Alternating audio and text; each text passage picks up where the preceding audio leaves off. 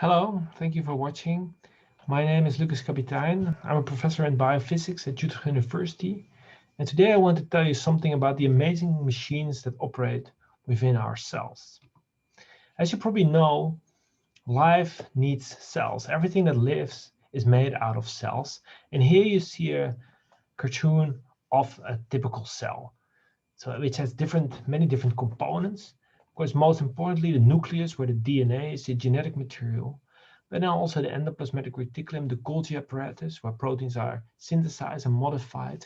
And here you see the mitochondrium, which provides the ATP for the cell that powers most of the processes that happen in the cell. The typical size of a cell is about 50 to 100 micrometers, which means that it's really small. You need microscopes to really study the inner workings of the cell, and that's what we do in our lab for our research. Well, that was a picture of typical cells, but cells come in very different shapes, and most often these shapes correspond with function. Form follows function. Here you see red blood cells. So these cells no longer have a nucleus, which makes them really optimal for flow through to the small veins of your body without getting stuck.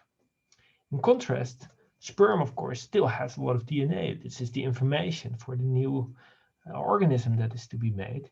And these cells, can really swim by themselves because they have this motile tail.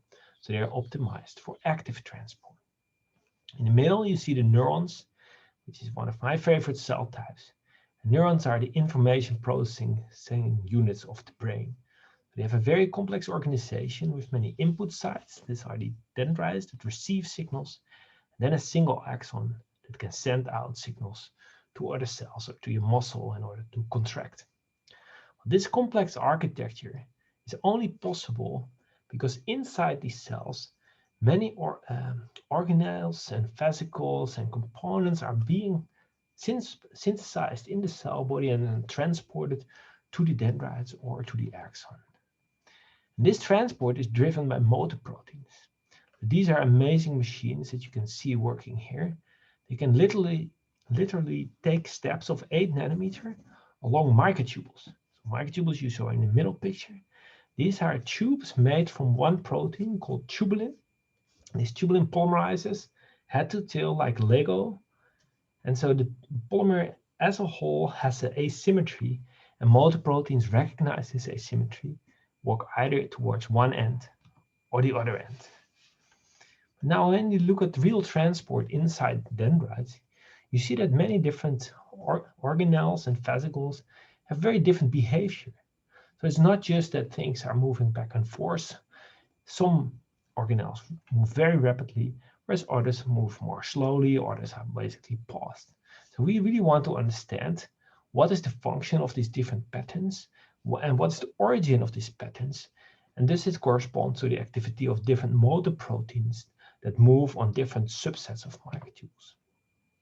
Now, in order to study that, we also need to study not just the dynamics of transport, but also the organization of the roads that are used for transport. And here you see that we have really made spectacular progress in resolving the 3D organization of the neuronal microtubule network. At the right here, you see where we were a few years ago and now where we are currently. So we can now really have single microtubule resolution inside the cell. And here we use very specific technology has recently been invented that you will learn about during your curriculum.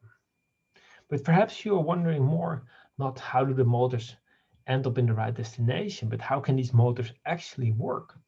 So then we have to zoom in to the molecular component, to the atomistic level. How are the proteins themselves being built and what makes it possible that they can walk? So here we have to simplify the system a bit. So what you do, you purify proteins. And the beauty is that for many proteins, you can clone the DNA, produce them in specific cell types, then purify them, characterize them, and get really the structure.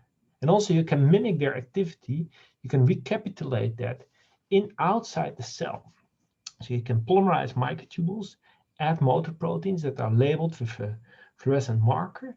And this is now, you see the same motility, but now outside the cell. So it's much more simple. So we can really use the chemical techniques to study the composition of and the structure of these proteins. So what you then get is really a three-dimensional model of where each atom in the molecule is located. And so this is sort of a simplified representation of the whole kinesin molecule, the motor protein with the 2 feet that walk over the molecule. And here we see a zoom of the pocket where the ATP molecule binds. And you see that ATP has a very specific configuration within the molecule. Also magnesium is required. And when this gamma phosphate is hydrolyzed, when this bond is cleaved, there is new configuration will take place, and the protein will adopt a different configuration, which allows it to really make a step forward. So on the structural level, you can really see how different states of the ATP correspond to different states of the motor. And together with dynamic measurements, this allows you to make a model for how this motor actually uses the energy from ATP to cycle between different configurations and take steps along the microtubule. Well, this is where I want to conclude. The first conclusion is, hopefully for you as well, that cells are really amazing. And that it's really worth to spend some time of your life to study the inner workings of the cell. In order to do that, you have to study really the molecules of the cell and how they work together to create a living cell, to create order and structure and the complex cell types. And studying this requires a combination of both chemistry, biology, physics, also mathematics, and even programming to analyze data and to make simulations that can help you to test specific models of how cells operate. The good thing is, you don't have to study all these subjects after each other. You can choose MBLS, and then you will learn everything you need from the different subjects in order to really be ready to study the cells and the inner workings of the cell.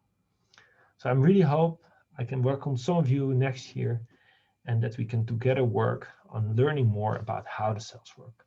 Thank you very much.